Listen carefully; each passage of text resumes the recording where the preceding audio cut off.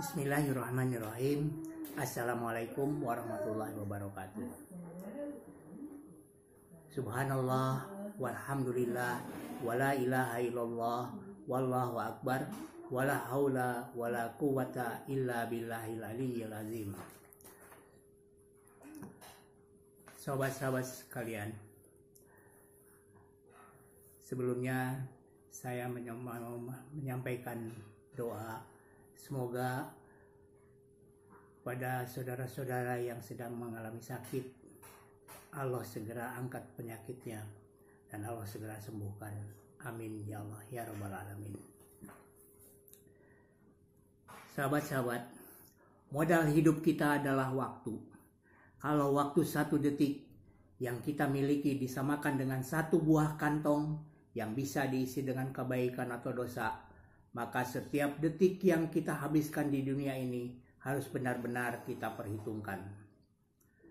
Allah Subhanahu wa Ta'ala menyuruh kita menjalankan ibadah-ibadah fardu atau wajib untuk menambah bobot kantong usia kita dengan pahala. Kemudian, apabila ibadah-ibadah fardu harian telah kita kerjakan dengan tertib, ada ibadah-ibadah sunnah yang banyak ragamnya untuk kita jadikan pengisi waktu jeda antar ibadah fardu. Kita menyadari bahwa ibadah fardu seperti sholat 5 waktu masih jauh dari sempurna. Maka dengan ibadah sunnah kita berusaha menambal kekurangan-kekurangan tersebut. Para sahabat Nabi dan orang-orang soleh pendahulu kita terbiasa dengan amalan-amalan sunnah khusus yang mereka jadikan ibadah favorit. Contohnya Bilal bin Rabah radhiyallahu an selalu istiqomah menjaga wudhu dan sholat 2 rakaat setelahnya. Membangun kebiasaan baik memang tidak mudah, namun bentuk-bentuk ibadah ringan untuk mengawali usaha kita membangun kebiasaan perlu dilakukan. Ibadah-ibadah sunnah yang ringan nyaris tanpa modal ini, ternyata kita bisa beramal soleh dan memborong pahala. Pada kesempatan ini, saya akan menyampaikan contoh 7 amalan sunnah yang akan mendatangkan banyak pahala yang tergolong amalan ringan, dalam artian ringan untuk dijadikan sebagai kebiasaan. Di antaranya yaitu 1. Tilawah Al-Quran. Membaca Al-Quran adalah aktivitas ibadah yang sangat dicintai Allah. Rasulullah SAW bersabda, "Hendaklah kamu selalu membaca Al-Quran, sebab Al-Quran itu laksana cahaya bagimu di bumi dan tabunganmu di langit." Hadis riwayat Ibnu Hibban. Hadis lain dari sahabat Abu Hurairah radhiyallahu an, Rasulullah SAW memberi kabar gembira kepada umatnya tentang Shahibul Quran, orang yang selalu berinteraksi akrab dengan Al-Quran, yakni pada hari kiamat akan datang orang yang suka membaca Al-Quran. Lalu Al-Quran berkata, memohon, "Ya Rabbi, hiasilah ia." Maka orang itu dihiasi dengan mahkota kemuliaan atau karomah. Lalu Al-Quran memohon lagi, "Ya Rabbi, tambahkan lagi untuknya." Maka dipagaikan padanya perhiasan karomah. Kemudian Al-Quran kembali memohon, "Ya Allah, ridhoilah ia." Lalu Allah pun meridhoinya. Lalu dikatakan kepada orang itu, "Bacalah dan naiklah." Untuk setiap ayat ia dibalas dengan 1 kebajikan. Hadis riwayat At-Tirmizi dan Ibnu Huzaimah. Yang kedua, berzikir. Basahi bibir dengan berzikir.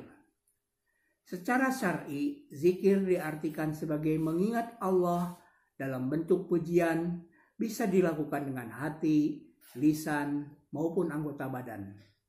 Zikir adalah ibadah paling fleksibel yang bisa dilakukan di mana saja, kapan saja, dan dalam kondisi bagaimanapun. Zikir adalah makanan utama bagi ruh dan hati manusia. Tanpa nutrisi zikir ini, hampir bisa dipastikan hati akan mati. Membaca Al-Quran adalah zikir yang paling utama. Kalimat-kalimat zikir lainnya antara lain berupa tasbih subhanallah, maha suci Allah, tahmid alhamdulillah, segala puji bagi Allah, tahlil la ilaha illallah, tiada ilah yang berhak diibadahi selain Allah, takbir Allahu Akbar, Allah maha besar, dan hauqallah la haula wala quwata illa billah, tiada daya dan kekuatan kecuali dengan pertolongan Allah. Dengan zikrullah, anjuran Nabi Sallallahu Alaihi Wasallam, hendaklah lisanmu senantiasa basah dengan zikrullah. Hadis riwayat At-Tirmizi. Dan pesan Nabi Sallallahu Alaihi Wasallam, setiap kali selesai sholat fardu, jangan engkau tinggalkan doa, yaitu Allahumma inni ala zikrika wa syukrika wa husni ibadatik. Ya Allah, bantulah aku agar selalu bisa berzikir, mensyukuri nikmat-Mu dan beribadah kepadamu dengan baik. Hadis riwayat Abu Daud. Yang ketiga, membaca istighfar. Istighfar yang paling pendek yaitu astagfirullah. Hamba memohon ampun kepadamu ya Allah. The power of istighfar. Manfaat dan maslahat dari istighfar ini banyak sekali. Baik itu maslahat dunia, terlebih lagi maslahat akhirat. Di antaranya istighfar menghapus dosa-dosa, membersihkan noda-noda dosa, dan membuat hati berkilau. Rasulullah Sallallahu Alaihi Wasallam mengabarkan, istighfar dapat mendatangkan rezeki, menenteramkan hati, dan melepaskan seseorang dari problem-problem kehidupan yang membelitnya. Yang keempat, berdoa. Doa adalah senjata utama orang beriman. Sesungguhnya Allah itu maha malu dan maha pemurah. Allah malu jika ada seorang hamba menengadahkan kedua telapak tangannya, tapi kemudian kembali dengan tangan hampa. Hadis riwayat Abu Daud, At-Tirmizi, dan Ibnu Majah. Yang kelima, membaca sholawat. Hadis Nabi Sallallahu Alaihi Wasallam, orang yang kikir adalah orang yang ketika mendengar namaku disebut, dia tidak bersolawat kepadaku. Hadis At-Tirmizi. Beberapa lafaz-lafaz sholawat diantaranya Sallallahu Alaihi Wasallam. Semoga Allah melimpahkan sholawat, keberkahan, dan salam keselamatan atas Rasulullah Sallallahu Alaihi Wasallam. Atau Allahumma sholli ala Muhammad wa ala ali Muhammad kama sholaita ala Ibrahim wa ala ali Ibrahim innaka hamidum majid. Wa barik ala Muhammad wa ala ali Muhammad kama barakta ala Ibrahim wa ala ali Ibrahim innaka hamidum majid.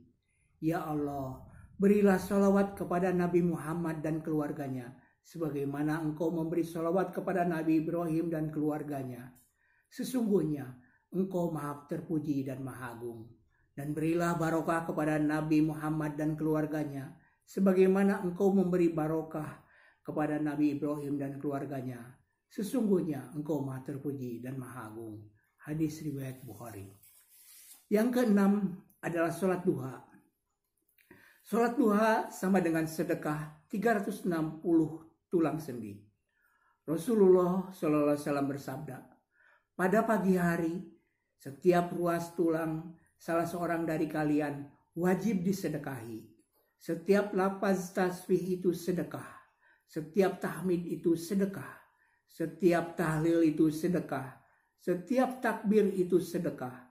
Memerintahkan perbuatan ma'ruf itu sedekah. Mencegah perbuatan mungkar itu juga sedekah. Dan 2 rakaat sholat duha sudah mencukupi itu semua. Hadis riwayat Muslim. Bentuk sedekah tidak melulu berupa harta. Boleh berupa ucapan, perbuatan baik. Segala hal yang bisa mendekatkan diri kepada Allah adalah sedekah. Membersihkan kotoran di masjid atau menyingkirkan benda berbahaya di jalanan merupakan bentuk lain dari sedekah. Dengan hal-hal ringan tersebut, maka peluang terbuka lebar bagi setiap orang untuk memenuhi tuntutan sedekah 360 kali dalam sehari.